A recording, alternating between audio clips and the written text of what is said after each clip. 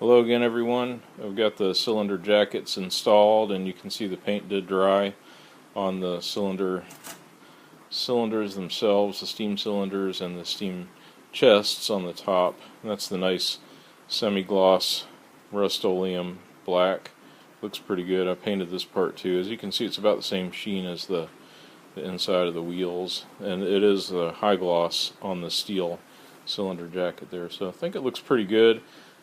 Took me a while probably the most time-consuming thing was reinstalling the cylinder cock actuation mechanism, which I'll show you in just a second. But very pleased with the finish and how everything looks so far.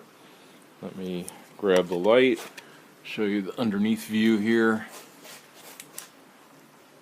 And let's see. Hard to hold the iPad, and there we go. So you can see underneath. And putting the cylinder cock assembly, the actuating mechanism that uses that flat brass bar that goes back and forth, and what they do is they push up on little 1/16 of an inch brass rods that push stainless steel balls up that can open and close the cylinder cocks. And I had to remake one of the 1/16 inch brass rods, and they're only about 200 thousandths long, so it's a little fiddly to get that in there and in place. But got it done, and it's all reassembled now. I'm very pleased with the way it looks.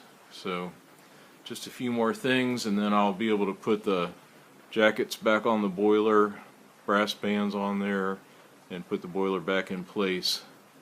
And then it'll be ready for piping and hopefully steaming sometime this year. So thanks for watching, and I will keep y'all posted.